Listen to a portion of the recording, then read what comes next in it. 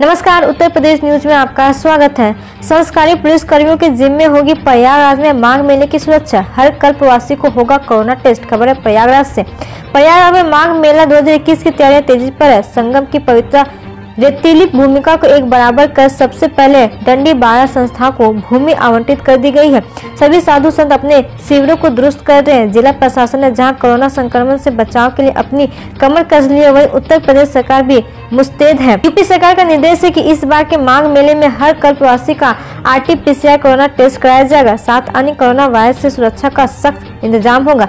माघ मेले में कल्पवासियों की सुरक्षा और उसकी मदद के लिए इस बार 5000 संस्कारी पुलिसकर्मियों की ड्यूटी लगाई जाएगी।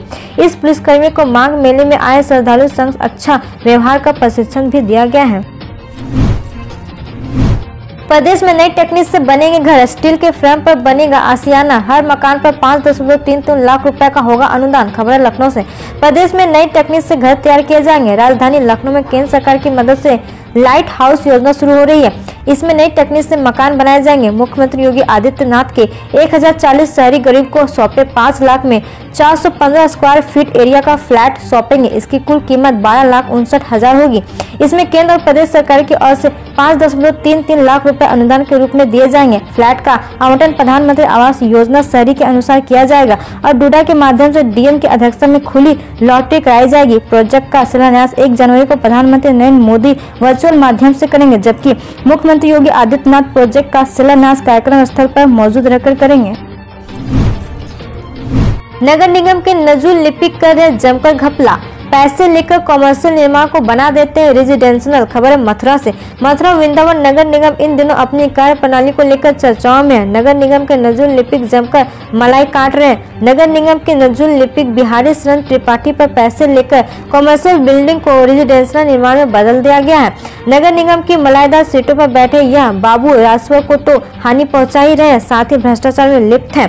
उत्तर प्रदेश के मुखिया योगी आदित्यनाथ भले भ्रष्टाचार और भ्रष्टाचारियों के खिलाफ अभियान चलाकर उनके मंसूबों पर पानी फेर रहे होंगे, लेकिन अधिकारी कहीं न कहीं से रिश्वत लेने का तरीका निकाल ही लेते हैं। मथुरा वृंदावन नगर निगम के नजूल विभाग का ऐसा ही एक मामला सामने आया।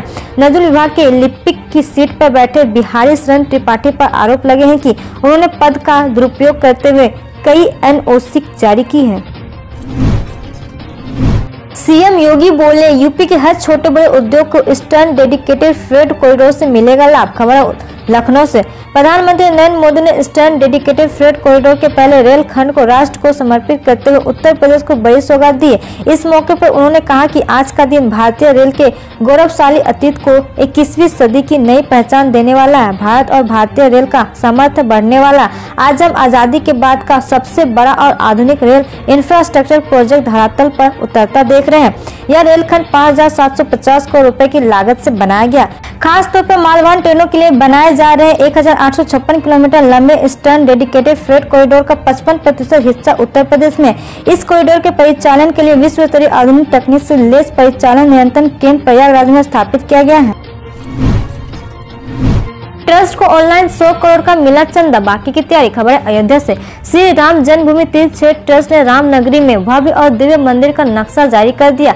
राम मंदिर बनने में करीब 11 अरब रुपए का खर्च आएगा और 3.5 साल में यह बनकर तैयार हो जाएगा। श्री राम जन्मभूमि तीर्थ क्षेत्र ट्रस्ट के कोषाध्यक्ष स्वामी गोविंद देव गिरी ने कहा कि मुख्य मंदिर बनने में करीब 400 करोड़ का खर्च होने का अनुमान है, लेकिन पूरे राम मंदिर क्षेत्र का निर्माण होने में करीब 11,000 करोड़ रुपए का खर्च आएगा। उन्होंने बताया कि ट्रस्ट को अब तक ऑनलाइन माध्यम से 100 करोड़ रुपए का दान मिल चुका है। अनुमानित फंड की व्यवस्था के लिए ट्रस्ट का जनसंपर्क और निधि संपर्क अभियान मकर संक्रांति से शुरू होगा, जो माघी पूर्णिमा तक चलेगा।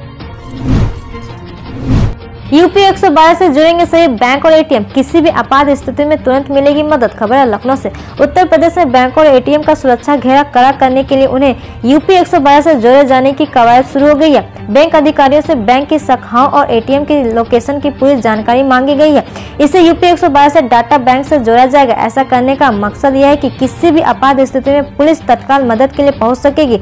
उससे संबंधित बैंक शाखा और ATM की लोकेशन पहले से पता होगी। इसके साथ ही नवगठित उप विशेष सुरक्षा बल को भी बैंकों की सुरक्षा के घेरे में लगाया जाएगा। अपर मुख्य सचिव गृह अवनीश कुमार अवस्थी ने बैंकों की सुरक्षा के लिए गठित राज्य स्तरीय सुरक्षा समिति की बैठक की। बैंकों की सुरक्षा व्यवस्था को और सुदृढ़ और चुस्त दुरुस्त बनाने के लिए तकनीक के अधिक से अधिक उपयोग पर जोर दिया जा रहा है। महिलाओं और बालिकाओं का संबल बनी योगी सरकार की योजनाएं, तेजी से हो रहा प्रचार प्रसार। खबर है बाराबंकी से।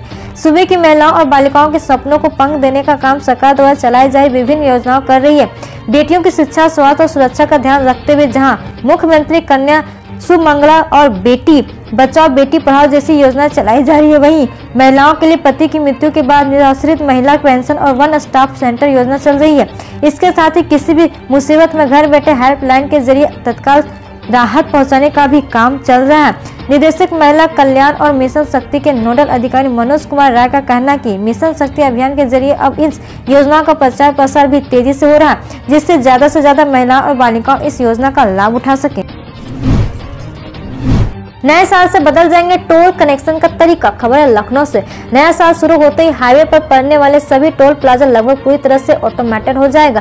टोल प्लाजा पर होने वाला टोल कनेक्शन 1 जनवरी 2021 से फास्टैग के जरिए होगा। FASTag electronic toll connection technology जिसमें रेडियो फ्रीक्वेंसी आइडेंटिफिकेशन का इस्तेमाल होता है। फास्टैग को भी प्रीपेड कार्ड की तरह रिचार्ज करना पड़ता है। रिचार्ज के लिए एयरटेल पेमेंट बैंक समेत कई अन्य बैंकिंग सेक्टर कंपनियों ने इसके लिए ग्राहकों को सुविधा देनी भी शुरू कर दी है। फास्टैग के इस्तेमाल को बढ़ावा देने के लिए कंपनियां कैशबैक जैसे आकर्षक ऑफर भी दे रही है। सभी बैंकिंग सेक्टर कंपनियों ने पेमेंट बैंक की व्यवस्था की है कि ग्राहक फास्टैग को एयरटेल थैंक्स ऐप के बैंक सेक्शन में कुछ ही क्लिक में खरीद सकते हैं।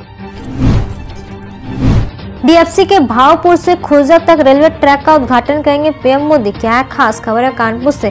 डीएफसी के तहत भावपुर से खुर्जा के बीच रेलवे ट्रैक का आज पीएम मोदी वर्चुअल उद्घाटन करेंगे। वहीं उसके आने के लिए एक दिन पूर्व अधिग्रहित जमीनों के हस्तांतरण में बड़ी गड़बड़ी सामने आने पर हड़कंप मच गया। पहले चरण में कानपुर देहात के न्यू भावपुर से बुलंदशहर के खुर्जा के बीच देश के पहले डीएफसी रेलवे ट्रैक के प्रधानमंत्री के हाथों उद्घाटन होना है।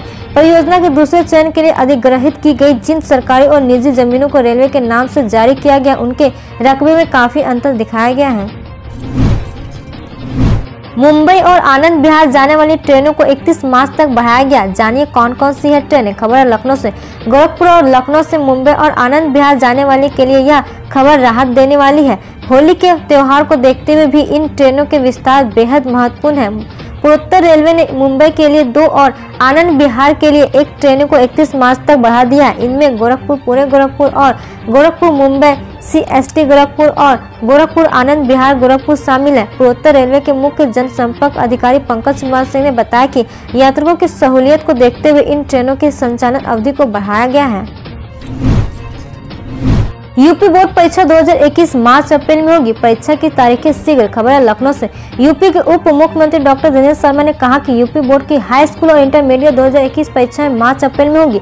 सूबे में होने वाले पंचायत चुनाव की वजह से यूपी बोर्ड परीक्षा की तारीखें जल्द तय की जाएगी। कोरोना काल में करीब 7 माह स्कूल नहीं खुलने की वजह से यूपी बोर्ड ने छात्रों को राहत देते हुए परीक्षा का पाठ्यक्रम करीब 30% कम कर दी थी और अब इसी पाठ्यक्रम में आगामी परीक्षा होगी। यूपी बोर्ड को सचिव दिव्यकांत शुक्ल ने संकेत दिए कि जनवरी 2021 से पहले पखवाड़े में परीक्षा की तारीखें घोषित हो सकती है ताकि उसी के अनुरूप परीक्षार्थी तैयारी कर सके। 31 दिसंबर तक बर्फीली हवाओं की जद में दिल्ली। इस राज्य में जानिए मौसम का हाल। खबर है नई दिल्ली से।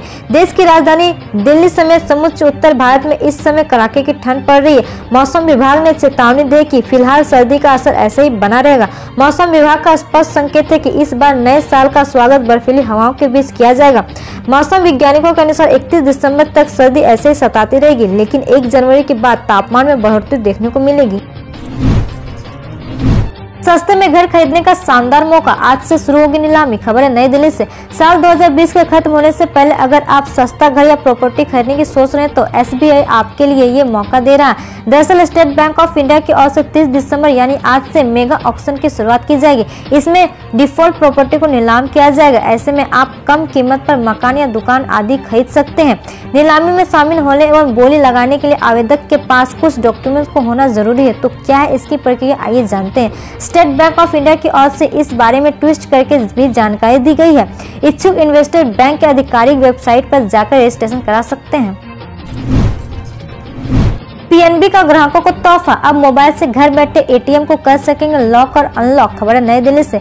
लेन देन के लिए अक्सर हम डेबिट कार्ड का इस्तेमाल करते हैं। डिजिटलाइजेशन के दौर में इसका चलन और ज्यादा बढ़ गया, मगर इसी बीच साइबर क्राइम के मामले भी बढ़ गए। ऐसे में ग्राहकों के रुपए को सुरक्षित करने के मकसद से पीएनबी ने उन्हें खास तोहफा दिया। बैंक की ओर से एक नया फीचर लॉन्च किया गया, जिसके जरिए कस्टमर घर बैठे अपने मोबाइल से डेबिट कार्ड लॉक और अनलॉक कर सकते हैं। इससे ट्रांजैक्शन ज्यादा सेफ रहेगा। इस बारे में बैंक की ओर से ट्वीट करके जानकारी दी गई है। बैंक के मुताबिक पीएनबी वन ऐप के जरिए कस्टमर अपने एटीएम डेबिट कार्ड को ऑन ऑफ कर सकते हैं। अगर आप कार्ड का इस्तेमाल नहीं कर रहे हैं तो आप अस्थायी तौर पर इसे ऑफ यानी बंद कर सकते हैं। ऐसा करने पर आपके खाते में मौजूद रुपए ज्यादा सुरक्षित रहेंगे। मेलबर्न टेस्ट, भारत की 8 विकेट से शानदार जीत, सीरीज 1-1 से बराबर। खबर है नई दिल्ली से।